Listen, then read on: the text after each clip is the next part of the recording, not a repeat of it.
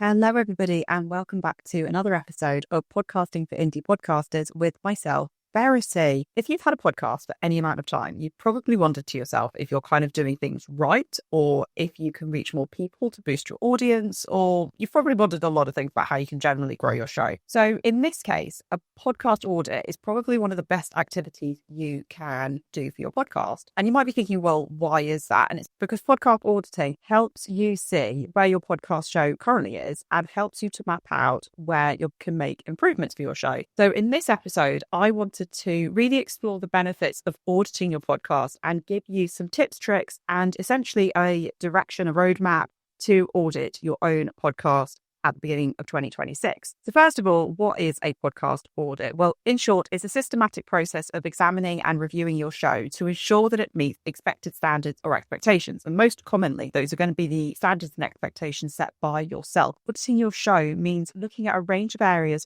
particularly from the listener's point of view, to figure out how to make improvements and generally up your podcasting game. Often, podcast audits can focus on weaknesses and areas for improvement, but that isn't all that auditing is actually about. Auditing is also recognizing where you're doing things well and the strengths of your podcast as well as areas for improvement. So during your podcast audit, you're going to choose to review different parts of your podcast. And this could be the structural format of your episodes, the sound quality of your recordings, consistency of your release schedule. You could be looking at engagement stats of your audience, feedback you receive from your listeners, your podcast SEO, so many different things.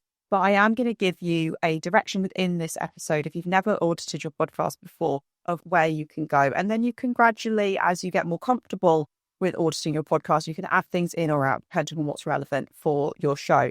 But the goal of a podcast audit overall is to gain that clear understanding of what's working well and what needs improvement. I'd also like to say at this point that I am going to recommend several times probably throughout this episode to go and look at your own content, because you need to be reviewing your content in order to audit it. Now, I know that this can feel really, really cringy to review your own work, particularly to listen back to your own episodes. But the more you do it, the more comfortable you'll become with auditing your work. And also, it's a crucial part of that self-development when it comes to being a podcaster. So why run a podcast audit? I think this is a great question to get to start off with. And I've got 5 main reasons to run an audit for your show. First one is to give yourself some kudos for how well you are doing. Because at the end of the day, you'd have created and run this entire show probably by yourself, most likely with very little input from anybody. And that is absolutely amazing. So before you dive into the nitty gritty and you start getting really hard on yourself as to what maybe hasn't gone so well or what you can improve on, what I want you to do is just be really proud of what you have actually achieved. I fully appreciate that maybe your first episodes weren't as polished as your later ones, but you know what? That doesn't matter at all. Number 2, identify areas for improvement. I've already mentioned this. This is at the end of the day, the main reason for auditing your podcast. And it could be that you end up realizing that maybe the quality of your content needs improvement, your delivery, your show notes, the value of your episodes, whatever it is, you're going to be figuring out some ways for improving your show. Number 3 is to improve listener engagement. And this could be through feedback that you gathered during the audit. I'll talk about this a little bit more later on. Or it could be that you've actually gone out and you have asked for feedback through a feedback survey or what have you. You need to remember, if you are doing tailored feedback forms to an audience, i.e. through your mailing list or asking on social media, a lot of the time people are not very good at filling out feedback forms. If they do, they either don't do them or they don't do them very well, because people filling out feedback forms need to know that there's something in it for them. And also in 2026, we are just bombarded with feedback forms. You know, every time you buy something online, you're asked for some sort of feedback. Anytime you do anything, people want some sort of feedback. But I'll talk about getting organic feedback a little bit later in the episode. Number 4 is to maintain your own standards. You have probably got your own standards in terms of how you want your show to be presented, how you want your show to sound. And through auditing, you can actually figure out whether or not you are living up to those standards that you're setting yourself. Number 5 is to stay organised and on track, because auditing your podcast can really help you with your production schedule and by reviewing your past episodes and planning for the future. And I'll give you an example of this. I've recently audited both my blog and also my podcast episodes. And what I found when I did this was that I had an absolute ton of blog posts that had no corresponding podcast episode with them. So I was essentially making the workload more for myself because I was creating content for the blog, content for the podcast. And I was like, well, hang on, this makes no sense. I had some blog posts that fitted with some episodes and not others. And I was like, well, hang on a minute, I'm doubling my work. If I've got a podcast episode, I should have a blog post about it. If I've got a blog post, then I should have a podcast episode about it. So immediately that has created a whole list of episode ideas. And through auditing my podcast in the last week of December of 2025, I've ended up with about 8 months worth of content ideas for the episodes for this podcast. And that was all came from just a couple of hours worth of auditing. How often should you audit your podcast? For me, I think that you should be doing a deep dive on your podcast annually. But at the same time, you might not like doing deep dives and spending a few hours on this or a couple of hours on this. You might want to review smaller things in smaller segments or more manageable segments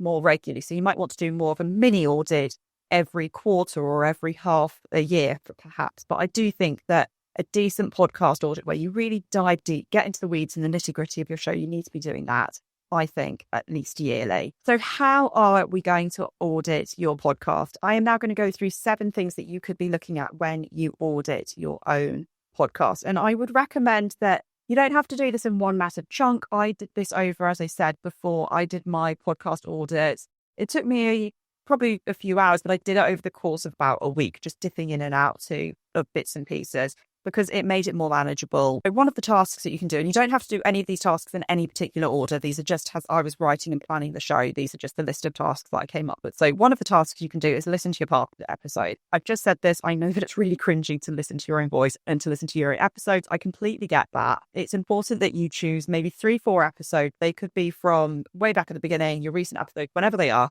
Pick 3 or 4 episodes and just really listen with a critical ear and think about, is your intro still living up to standard? Is your outro app performing as well as you think it could be?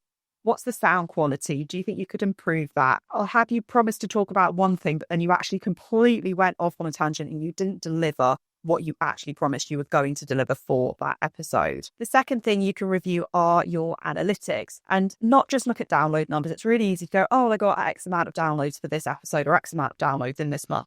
What does that actually mean, particularly when it comes to listener habits and engagement? So use your analytics to answer these following questions. Which are your least listened to episodes? Which are your most listened to episodes? Which are your least and most downloaded episodes? Which episodes have the best completion percentage? Which platforms are your episodes being listened on? And who are your listeners in terms of their gender, age, and location? Is this your target audience? Because by getting the information for these questions, you're going to be informing yourself as to which kind of content you need to be producing for future episodes. Third task is gathering feedback. I previously mentioned this a little bit in the episode, but I would recommend really looking at the feedback that your show has gained organically. And what I mean by this are your reviews left on podcast directories, comments about your episodes on social media, and emails or DMs from listeners about your show. This type of feedback is really, really invaluable because it's unsolicited most of the time. People have gone out of their way to actually leave that review. Even if you've asked for it, people have still had to take that couple of minutes out of their day to leave that review or reply to your email newsletter or send you a DM, whatever it is. And that kind of information is so invaluable. Even if it's just one line of, I loved this episode, this was really, really useful. Or I love the how to, or I love how you explained this, or I found this really funny, I found this really thought-provoking. That's going to give you information as to which episodes and which type of content is resonating most with your audience. And that's going to help you develop your content plan going forward. Fourth task is evaluate your branding. So take a really critical look at your podcast branding, things like your cover art, your website, episode artwork, social media profiles. Is everything cohesive? Does it convey the premise of your show? And how do you feel when you look at that branding? For example, does it make you feel happy, serious, inspired? If you're having a show where you are interviewing people, inspiring journeys into entrepreneurship, for example, does your branding make you feel inspired, or does it make you feel really dull and corporate? Because those two things are then not speaking to each other. Do you have a show where you're talking about, football fixtures with your friend, but it's quite laughy and chatty, and it's quite an uplifting, not comedy, but it's quite an uplifting show. But then does the branding, do the colours that you've picked out, does your show cover up, for example, does it make you feel really bored? Those things then aren't thinking together. So think about what your branding conveys and does that match the tone of your show? The fifth task, which I put this at number 5, I actually think it's probably one of the most important ones. So even though this is task number 5, as I said, these are in no particular order and don't skip this one at all, but Google yourself, or more than yourself, more specifically, Google your show. What actually shows up on the first page of Google when you type your show's name in? What kind of results do you get? Because ideally, that whole first page should just be dominated with your show on multiple podcasting directories, on YouTube if it's on YouTube, also your blog if you've got a blog as well or a website to go with your show. If you're not seeing that information on first page of Google, that's a sign that you actually need to work on your SEO strategy. So think in terms of keywords that people are searching for when they are looking for your show. Type those keywords not just into Google, but also into podcast directories like Spotify and Apple Podcasts and any other smaller directories that your analytics tell you that your audience is listening to your show on as well. And see what is coming up. And if you're coming up high in the search results, brilliant. And if not, again, maybe that's something that's telling you that you need to work on your podcast SEO strategy. So I'll give you an example, and I appreciate that I have recently changed the podcast show to Podcasting for Indie Podcasters, but just for the sake of an example here, when you went onto Apple Podcasts in the last month, typed in podcasting tips, then Lazy Girl's Guide to Podcasting showed up in the top 3 results on Apple Podcasts. And that is because the podcast is optimized for that SEO search keyword. I know that's what people are looking for. So I've only just switched the name over to Podcasting for Indie Podcasters. So I'm going to audit that again soon to see whether or not that has made an impact and whether or not I am actually still ranking for podcasting tips, for example. Remember though, when you are optimizing your content for keywords, what your audience is searching for isn't always the same thing that you think they're searching for. So it's worth keeping an eye on the keywords that you're using in your show notes, in your episode titles, podcast titles, blog posts, etc. And don't be afraid to tweak them accordingly as you get more information about what your audience is searching for. Task 6 is a plan for the future. You're going to use all of this information that you have been gathering to either create an Excel spreadsheet or a Google sheet or piece of paper, diary, whatever it is that you use to plan your content for the future, to plan your episodes moving forward, and also making little notes to yourself. If you're noticing that maybe you do go off on a tangent, then do you need to make sure that you actually have a podcast script or bullet points with you when you are recording as well? The 7th thing you are going to review when doing a podcast audit is your podcast title and tagline.